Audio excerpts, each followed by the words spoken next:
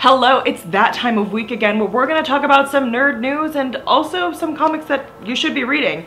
Let's start with the nerd news. We're going to talk about the future of Netflix's Iron Fist, or lack thereof, and how the internet is mad but also kind of not. Let's talk about Marvel's controversial firing of Chuck Wendig. Did you hear about that? Twitter is in an uproar. Also, the live-action Aladdin trailer dropped and it features some iconic music. And this isn't just comic news, this is nerd news, and I'm a nerd for Aladdin.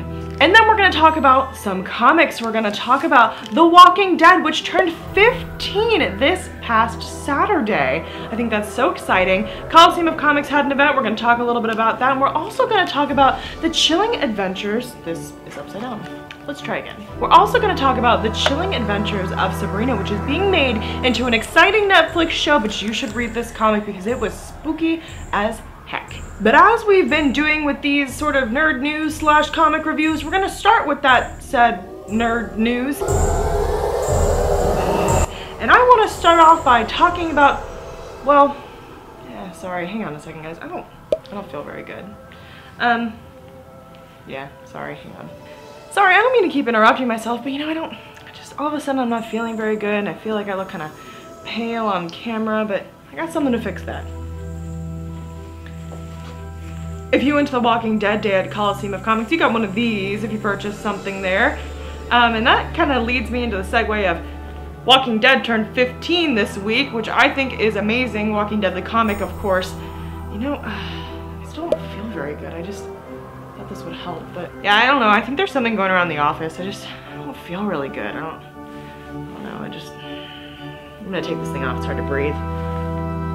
Alright, and with that, we can talk about how it was the 15th anniversary of The Walking Dead this week, and I've caught some Walking Dead fever, if you will.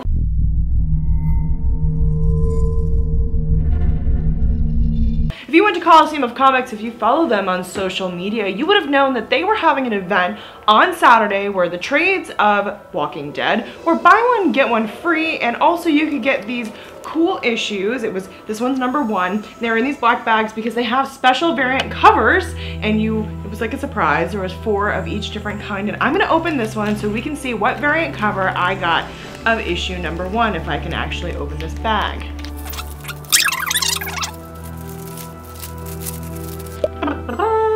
And here it is in all its glory.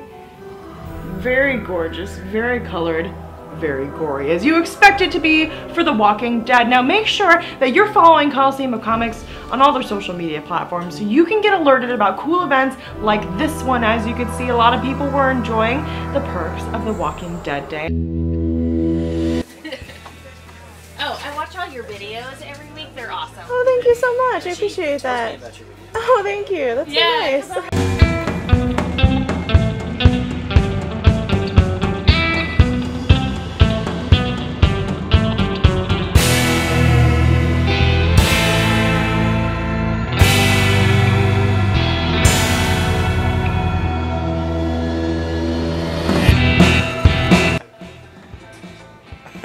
Okay, we'll keep it aside for you. I'll keep a note.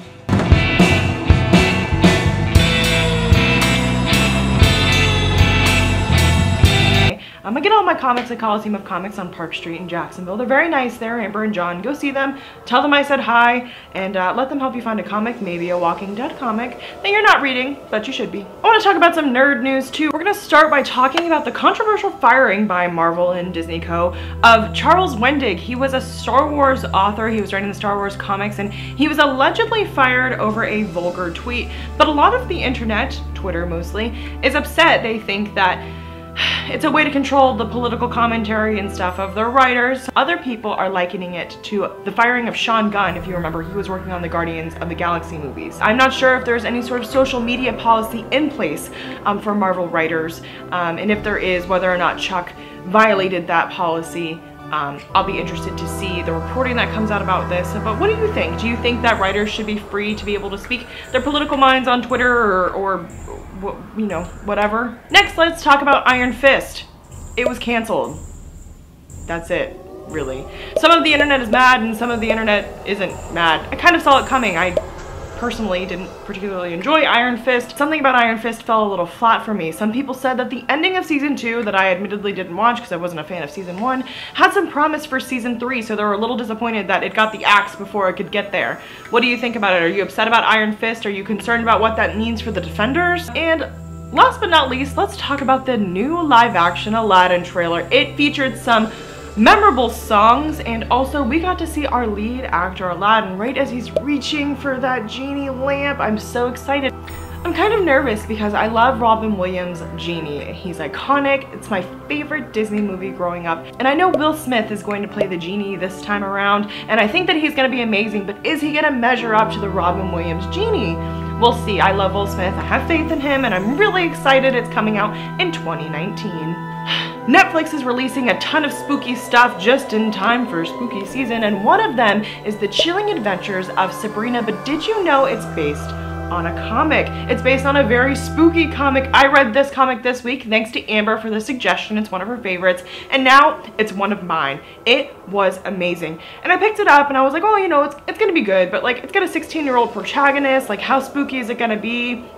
I don't usually get freaked out by a lot of literature, of course, withholding like Stephen King. Some stuff that Neil Gaiman writes is pretty spooky, but this was seriously kind of scary.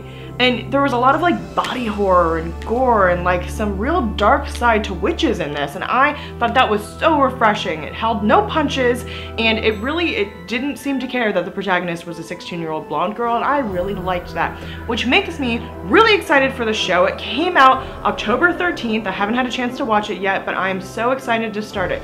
If you want to read the comic before you watch the Netflix show, as you know, books are usually better than the TV shows, but I'm very hopeful it's going to be good, then you should pick this up. It's called The Chilling Adventures of Sabrina, and it was only 7 issues that came out, and so it's just one trade paperback. The writer of this, Roberto Sacasa, also wrote Riverdale, which is now a show on Netflix, and it's doing really well. It's also kind of a spooky take on, you know, the Archie comics, so this is kind of a spooky take on the Sabrina. So, you know, he's living his best life making those Netflix shows, and I'm sure this one is going to be a hit just like Riverdale is as well, and I'm really excited to watch that. I haven't watched Riverdale yet, and here's why. Because I get sucked into shows like that, and I don't have time to be sucked into a show right now, but this one is just too alluring to ignore. So let me know, are you going to watch The Chilling Adventures of Sabrina? Have you already started? Have you read the comic? I'm just dying to talk about it. It's like when you read something so good and you just want to talk to somebody about it. So let me know in the comments what you think of the show, if you're gonna pick up the comic. And don't worry, if you grew up on the show like I did as a tween with Sabrina, you see a lot of your favorite characters in there. Salem is still there. He's still a warlock reincarnated as a cat because he tried to take over the world. Aunt Hilda and Aunt Zelda are there, but with some edge and also cannibalism. So that's interesting. But it's really good, and it gives you all of the feelings that you had about the show, just a lot spookier, and honestly, that is my 2018 aesthetic, so. And that's all I have for you guys this week. I really appreciate you taking the time to watch, and I'll see you again next week.